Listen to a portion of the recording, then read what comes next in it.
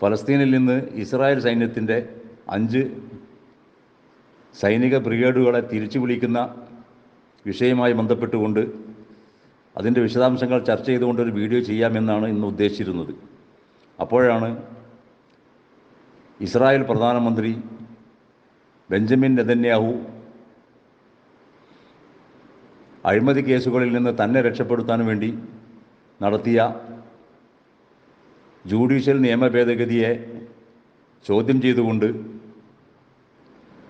Israel കോടതിയിൽ വന്ന കേസിൽ ആ നിയമം നിലനിൽക്കില്ലെന്ന് പറഞ്ഞുകൊണ്ട് നെതന്യാഹു കൊണ്ടുവന്ന അമെൻമെൻറ്റ് തള്ളിക്കൊണ്ട് ഇസ്രായേൽ സുപ്രീം കോടതി വിധി പറഞ്ഞ റിപ്പോർട്ട് വന്നത്. അതുകൊണ്ട് തന്നെ ഒക്ടോബർ 7 ഹമാസിൻ്റെ ആക്രമണവും അതുവഴി ഉരുത്തിരിഞ്ഞ യുദ്ധ സാഹചര്യവും നെതന്യാഹുവിൻ്റെ പിടിവാശിയും പാവപ്പെട്ട ജനങ്ങളെ കൊന്നു തീർക്കലും യുദ്ധം നിർത്തില്ലെന്ന പിടിവാശിയുമൊക്കെയായി കാലാകാലം യുദ്ധം നീട്ടിക്കൊണ്ടു പോകാനുള്ള നെതന്യാഹുവിൻ്റെ തീരുമാനങ്ങളുമൊക്കെ ഈ കോടതിയിൽ നടക്കുന്ന നെതന്യാഹുവിനെതിരെയുള്ള അഴിമതി കേസുകളുടെ പശ്ചാത്തലത്തിലാണ് എന്ന് നേരത്തെ തന്നെ വിലയിരുത്തപ്പെട്ടതാണ്. ഈ വിഷയവുമായി ആദ്യം തന്നെ ഒരു വീഡിയോ ഈ ഉള്ളവൻ തന്നെ ചെയ്തിരുന്നു. ഹമാസിൻ്റെ ആക്രമണത്തിൻ്റെ പിന്നിൽ നെതന്യാഹുവോ എന്ന് ചോദിച്ചുകൊണ്ട്. അതുകൊണ്ട് ആ വിഷയം ഇനി ആവർത്തിക്കുന്നില്ല.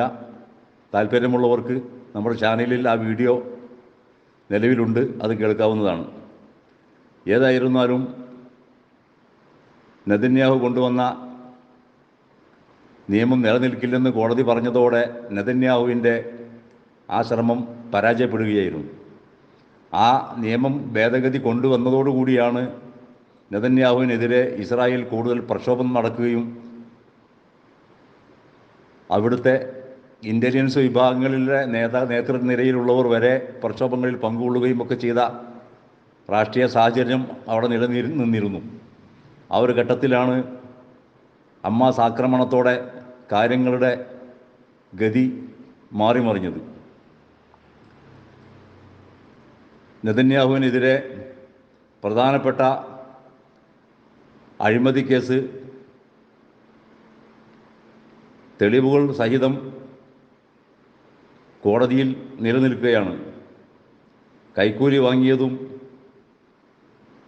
വഞ്ചന കുറ്റവും വിശ്വാസവഞ്ചന കുറ്റവുമാണ് നെതന്യാഹുവിനെതിരെ ചാർത്തിയിട്ടുള്ളത്. ഇതിൽ വഞ്ചന കൈക്കൂലി കുറ്റം തെളിഞ്ഞാൽ 10 വർഷത്തെ തടവും പിഴയും ലഭിക്കാവുന്ന കുറ്റമാണ്. അതുപോലെ തന്നെ വിശ്വാസവഞ്ചന 3 വർഷം ശിക്ഷ ലഭിക്കാവുന്ന കുറ്റവുമാണ്. ഈ വിഷയത്തിൽ നെതന്യാഹുവിന് മാത്രമല്ല ഭാര്യ സാറയ്ക്കെതിരെയും കേസ് ചുമത്തിയിട്ടുണ്ട്. ഇസ്രായേലിൻ്റെ ഉന്നത നേതാക്കന്മാർ ഇതുവരെ നേരിട്ടതിൽ വെച്ച് ഏറ്റവും വലിയ അഴിമതി കേസാണ് നെതന്യാഹുവിനെതിരെ ഉള്ളത്. പ്രധാനമന്ത്രിയുടെ ചുമതലയിൽ വരുന്ന വാർത്താ പ്രക്ഷേപണ മന്ത്രാലയവുമായി ബന്ധപ്പെട്ടുള്ള അഴിമതിയാണ് പുറത്തു വരികയും കേസ് രൂപപ്പെടുകയും ചെയ്തതിന് നിദാനമായത്. നെതന്യാഹുവിൻ്റെ സുഹൃത്തായ ഷൗൾ എലോവിച്ചിന് $280 മില്യൺ പണം നൽകിയതായും ഇതിലൂടെ തനിക്കനുകൂലമായ വാർത്തകൾ നൽകലും കവറേജ് ഉറപ്പാക്കലുമായിരുന്നു നെതന്യാഹുവിൻ്റെ ലക്ഷ്യമെന്ന് പ്രോസിക്യൂട്ടേഴ്സ് പറയുന്നു.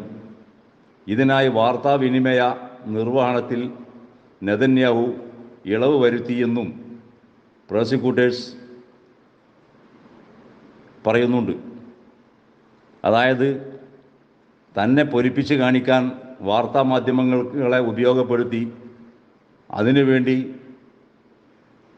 തൻ്റെ സുഹൃത്തായ ഷൗൾ യെലോവിച്ചിന് $280 മില്യൺ നൽകി എന്നതാണ് ഒരു കേസ്. തനിക്കെതിരായുള്ള കേസ് തനിക്ക് പ്രതികൂലമായി ബാധിക്കും എന്ന് ഉറപ്പുള്ള നെതന്യാഹു അതിനെ മറികടക്കാൻ വേണ്ടിയാണ് നിയമത്തിൻ്റെ അവസാന വാക്ക് പ്രധാനമന്ത്രിയിലേക്ക് മാറ്റാൻ വേണ്ടിയാണ് നിയമ ഭേദഗതി കൊണ്ടുവന്നത്. എന്നാൽ അത് വിവാദമാവുകയും അതിൻ്റെ പേരിൽ വലിയ പ്രക്ഷോഭങ്ങൾ തന്നെ നടക്കുകയും അവസാനം ഇപ്പോൾ കോടതി തന്നെ അത് നിരാകരിക്കുകയും ചെയ്ത പശ്ചാത്തലത്തിൽ നടപടി ഉറപ്പാണ്. അതിനെ യുദ്ധപശ്ചാത്തലമുണ്ടാക്കി നിർത്തിവെപ്പിക്കാനാണ് നെതന്യാഹു ഈ അവസരം ഉപയോഗപ്പെടുത്തിയത്. ആ നിലക്ക് നിയമമന്ത്രിയുടെ ഓർഡർ പ്രകാരം കോടതി വ്യവഹാരങ്ങൾ നെതന്യാഹുവിനെതിരെയുള്ളത് തൽക്കാലത്തേക്ക് നിർത്തിവെക്കുകയും ചെയ്തിരുന്നു. എന്നാൽ അത് യുദ്ധം നീണ്ടുപോകുന്ന പശ്ചാത്തലത്തിൽ നെതന്യാഹു ദീർഘകാലമായി നേരിടുന്ന ആ പ്രശ്നം തൽക്കാലത്തേക്ക് നിർത്തിവെച്ചിരുന്നെങ്കിലും നെതന്യാഹുവിനെതിരെയുള്ള ആ കേസുകൾ വിചാരണ തുടർന്ന് നടത്താൻ നിയമമന്ത്രി അന്ന് നിർത്തിവെക്കാൻ ഉത്തരവിട്ടിരുന്നെങ്കിൽ പിന്നീട് അത് പുനരാരംഭിക്കാൻ ഉത്തരവ് കൊടുക്കുകയായിരുന്നു. അങ്ങനെയാണ് 2019 ഫയൽ ചെയ്ത കേസ് 1000, കേസ് 2000, കേസ് 4000 എന്നിങ്ങനെയുള്ള 3 കേസുകളിൽ വഞ്ചന, കൈക്കൂലി, വിശ്വാസവഞ്ചന എന്നീ കുറ്റങ്ങൾ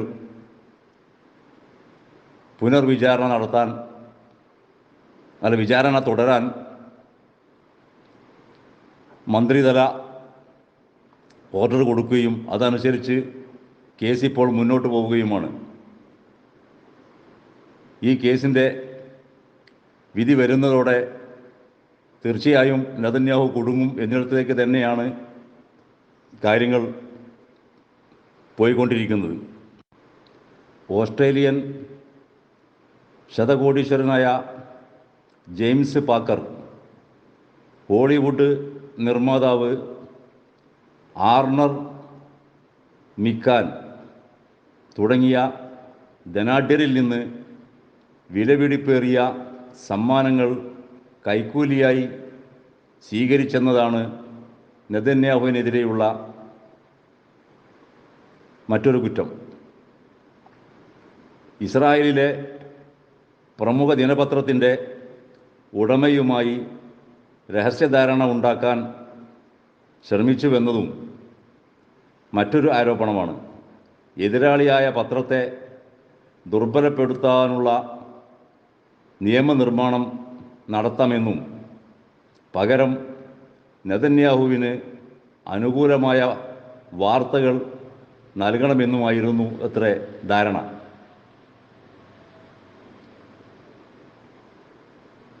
ബെസെക്സ് കേസിൽ പ്രധാനമന്ത്രിയെ ചോദ്യം ചെയ്തിരുന്നു എന്നും ഭാര്യ സാറയെയും ചോദ്യം ചെയ്തിട്ടുണ്ട് എന്നും റോയിട്ടർ റിപ്പോർട്ട് ചെയ്തിരുന്നു.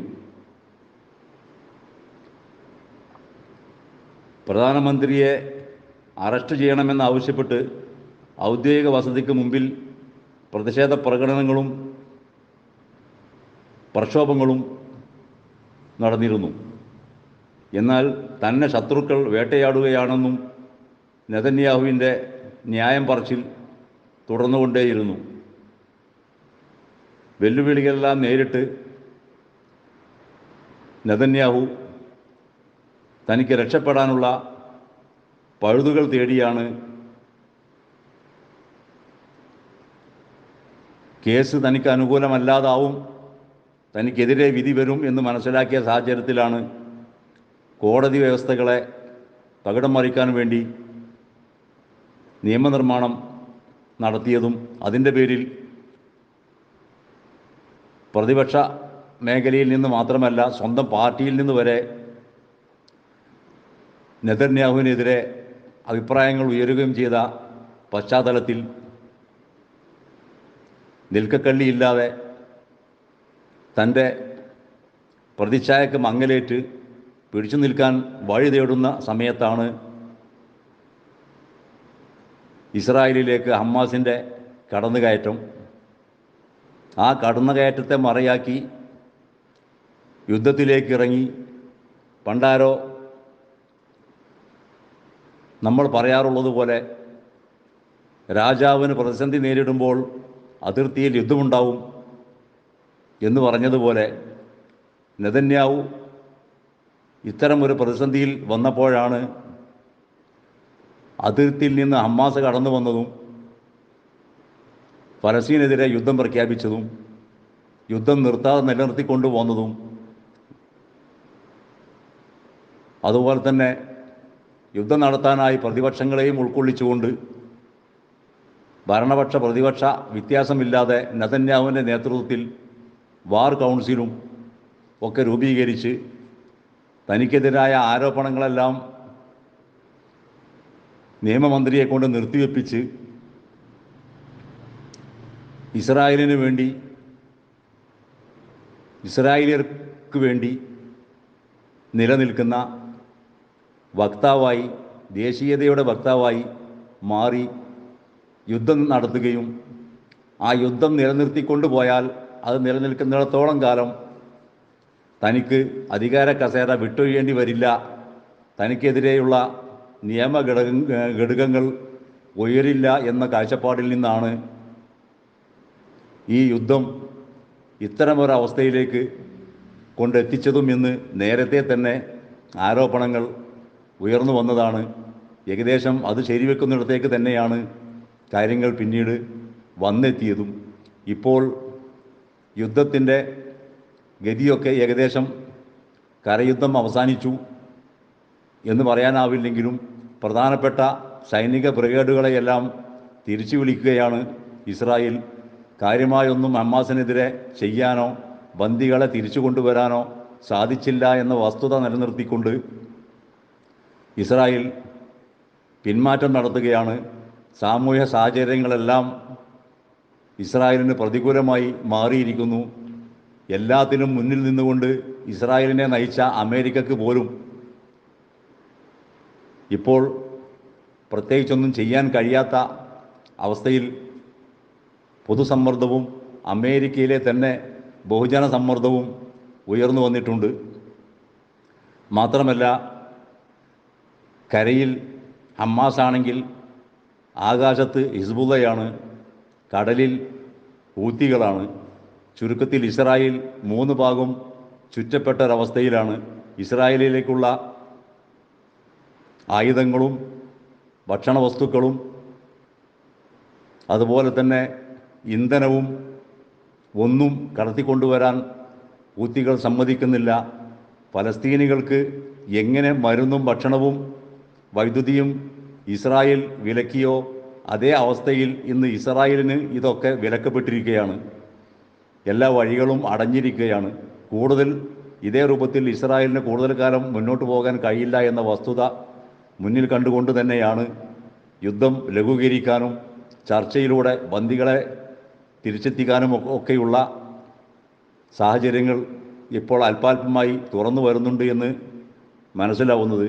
ഏതായാലും ഇസ്രായേൽ കോടതിയിൽ നിന്ന് നെതന്യാഹുവിനെതിരെ നിയമനിർമ്മാണത്തിനെതിരെ ഇങ്ങനെയൊരു വിധി വന്നതോടുകൂടി നമുക്ക് ഉറപ്പിക്കാവുന്നതാണ്, നെതന്യാഹുവിനെതിരെയുള്ള